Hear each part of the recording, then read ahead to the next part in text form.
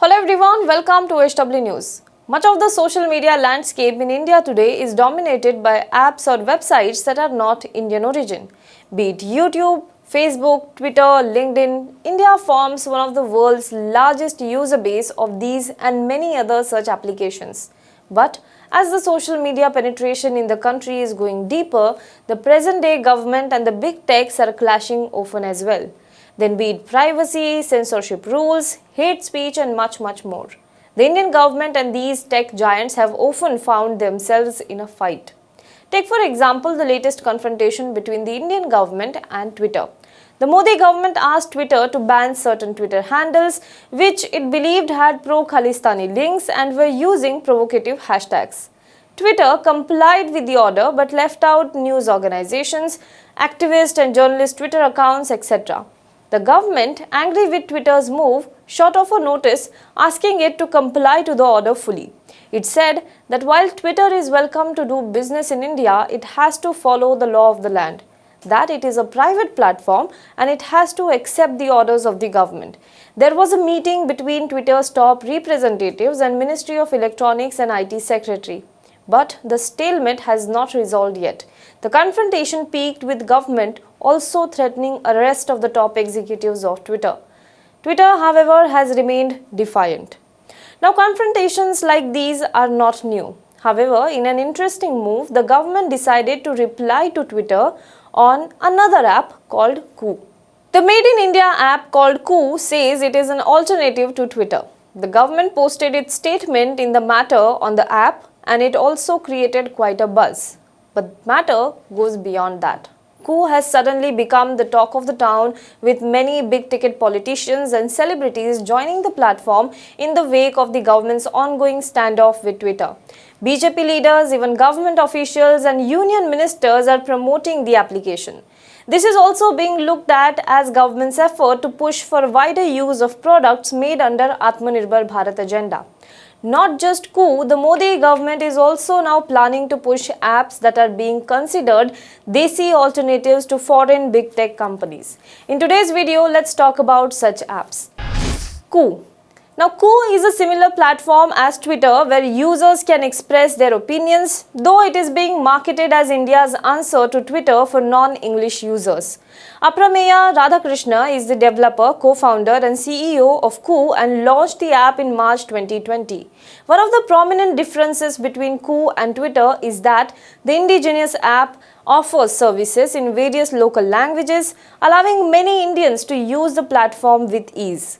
The fact that only 10% of Indians are vocal in English has been the selling point for the application. To its advantage, Koo now also has an endorsement of government officials, BJP leaders and even union ministers. Many have already set up their accounts on Koo and also have asked their supporters to do the same. According to some reports, the government may also make Koo its first port of communication with public.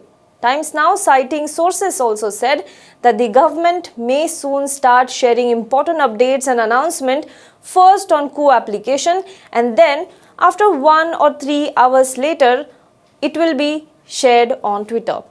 The second option is for the ministers, bureaucrats, ministries and departments to first share the update on Koo and then copy-paste that link on Twitter. This is also being planned to increase Koo's traction. In fact, if you go through the Twitter timeline of Cabinet Minister Piyush Goyal, you will see he is already following this practice. In limelight, Koo has its own share of controversies. French cybersecurity researcher who also goes by the name Elliot Alderson on Twitter has highlighted that the app is leaking user information. There were also concerns raised on the Chinese investment in the app. However, the company has said that the Chinese investors are willing to sell their stakes, making it a fully Indian entity. Last month, Republic TV announced an editorial partnership with Koo. Now let's talk about Koo's comparison with Parler and Weibo. This increasing endorsement and support from Indian government has led to parallels being drawn between US-based Parler, Chinese Weibo and Koo. Parler positioned itself as a free speech platform and quickly became popular with supporters of former US President Donald Trump as well as conspiracy theory groups, many of whom had become disillusioned with Twitter. It was, however, later taken down from Google Play Store, Amazon, and Apple Store as well. Some have suggested that there are similarities with the Chinese social messaging app Weibo because of its close association with government and its supporters. Well, this is not the first time a call was given to shift from Twitter as early as in 2019, when Mastodon and Twitter became famous in India, but they were unable to retain the crowd. The government now openly backing coup. Will it be able to compete with Twitter? That's the question. But not only in terms of social media apps, the government is also planning to create Indian alternative in personal messaging arena as well. Let's talk about that. Sandesh. The National Informatics Center has launched an instant messaging platform called Sandesh on the lines of WhatsApp. Like WhatsApp, the new NIC platform can be used for all kinds of communications by anyone with a mobile number or email ID.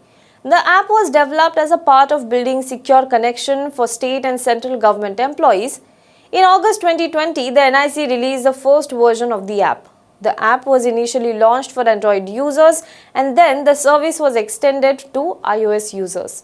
The launch of the app is also a part of the government strategy to push for the use of India-made software so as to build an ecosystem of indigenously developed products. It has now been released for the common people as well. Sandesh has an interface which is very similar to many other apps currently available in the market. There is no option to transfer the chat history between the two platforms, but the chats on government instant messaging system can be backed up to a user's email ID. It also offers features such as group making, broadcast messages, messages forwarding, and emojis as well. There are many personal messaging apps available in the market currently. One of the widely used app is WhatsApp. But since privacy concerns were flagged, people are shifting to more secure platforms like Signal or Telegram. Now let's talk about MapMyIndia's Move app. Today, as much as Google search engine, Google Map has become an integral part of our lives. Whether it be finding nearest restaurant or traffic update, finding directions, Google Map is what comes to our rescue. But the government is all set to challenge this dominance of Google Maps. Indian Space Research Organization, that is ISRO, and Desi navigation solution provider MapMyIndia have joined hands to offer the country an indigenous satellite-based mapping service. MapMyIndia's maps are already widely used by automobiles, cab aggregators, and e-commerce sites like Flipkart. Interestingly enough, MapMyIndia was founded 9 years prior to Google Maps.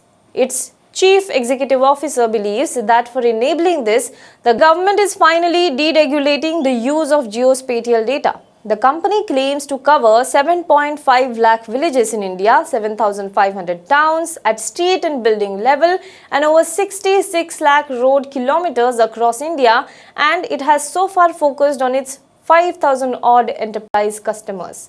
In his LinkedIn post, Rohan Verma, the CEO of MapMyIndia, said that being a responsible local Indian company, it ensures that its maps reflect the true sovereignty of country, depicting India's borders as per the Government of India, and hosts its maps in India. He also said that foreign search engines and companies claim to offer free maps, but in reality, they make money by targeting the same users with advertising based on invading user privacy and auctioning those users' private location and movement data. He said that MapMyIndia products respect the privacy of people. So, with Coup, Sandesh and MapMyIndia, the Modi government is all set to challenge the foreign big tech monopoly in India's digital landscape. But critics also point to China, saying that Indian Atmanirbhar push should not be an attempt to deprive Indians of global products. How successful will India's push be? Only time will tell. Do let us know what you think in the comment box below. For more news and updates, you can log on to www.hwnews.in.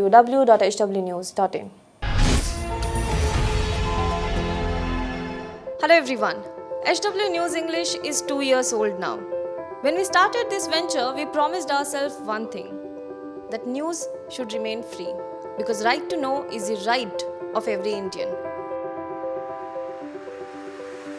But to keep news free for everyone, we need support from some of you. And thus we have rolled out membership on our YouTube channel HW News English. But mind you, the membership is completely voluntary. The programs that we were doing earlier, that we are doing now, will continue to remain free. First level is a basic level.